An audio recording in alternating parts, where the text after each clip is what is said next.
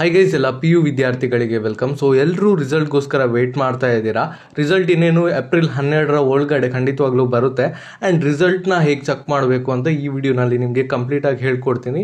ಅದಕ್ಕಿಂತ ಮುಂಚೆ ಚಾನಲ್ಗೆ ಸಬ್ಸ್ಕ್ರೈಬ್ ಮಾಡ್ಕೊಂಡಿಲ್ಲ ಅಂದರೆ ಸಬ್ಸ್ಕ್ರೈಬ್ ಮಾಡ್ಕೊಳ್ಳಿ. ನಿಮಗೆ ಇದೇ ರೀತಿ ಅಪ್ಡೇಟ್ಸ್ನ ಕೊಡ್ತಾ ಇರ್ತೀನಿ. ಇನ್ನು PUC ರಿಸಲ್ಟ್ನ ಚೆಕ್ ಮಾಡೋಕ್ಕೆ ನೀವು ಯಾವುದಾದ್ರೂ ಒಂದು ಬ್ರೌಸರ್ಗೆ ಹೋಗಬೇಕಾಗುತ್ತೆ. ಬೆಟರ್ ನೀವು ಕ್ರೋಮ್ ಬ್ರೌಸರ್ಗೆ ಹೋಗಿ ಕ್ರೋಮ್ ಬ್ರೌಸರಲ್ಲಿ ಕಾರ್ ರಿಸಲ್ಟ್ NIC.in ಅಂತ ಸರ್ಚ್ ಮಾಡ್ಕೊಳ್ಳಿ. ಹೀಗೆ ಸರ್ಚ್ ಮಾಡಿದ್ರೆ ಮೊದಲನೇ ಪೇಜ್ ಏನು ಓಪನ್ ಆಗುತ್ತೆ ಅದಕ್ಕೆ ಕ್ಲಿಕ್ ಮಾಡ್ಕೊಳ್ಳಿ. ಆ ಕ್ಲಿಕ್ ಮಾಡಿಕೊಂಡ್ರೆ ನಿಮಗೆ ಒಂದು ಈ ರೀತಿ ಇಂಟರ್ಫೇಸ್ ಕಾಣುತ್ತೆ ಆಯಿತಾ. ಸೊ ಇವಾಗ ಅದು ಅಪ್ಡೇಟ್ ಆಗಿಲ್ಲ. ವೆಬ್ಸೈಟ್ ಅಪ್ಡೇಟ್ ಆದಮೇಲೆ PUC ರಿಸಲ್ಟ್ 2024 ಅಂತ ತೋರಿಸುತ್ತೆ. ಸೊ ಅದಕ್ಕೆ ನೀವು ಕ್ಲಿಕ್ ಮಾಡಬೇಕಾಗುತ್ತೆ. ಇನ್ನು ಕ್ಲಿಕ್ ಮಾಡಿಕೊಂಡ್ರೆ ರಿಜಿಸ್ಟರ್ ನಂಬರ್ ಹಾಗೆಯೇ ನಿಮ್ಮ ಸಬ್ಜೆಕ್ಟ್ ಕಾಂಬಿನೇಷನ್ ಕೇಳ್ತಾರೆ. ಅದನ್ನು ಕರೆಕ್ಟಾಗಿ ಎಂಟರ್ ಮಾಡಿ ನೀವು ಸಬ್ಮಿಟ್ ಮಾಡಿದ್ರೆ ನಿಮ್ಮ ರಿಸಲ್ಟ್ ಡಿಸ್ಪ್ಲೇ ಆಗುತ್ತೆ.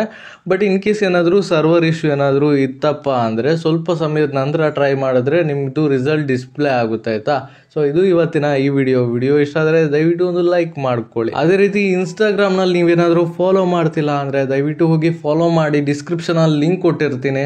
ನೀವು ಏನೇ ಡೌಟ್ ಇದ್ರೂ ಅಲ್ಲಿ ಕೇಳಿ ಆಯಿತಾ.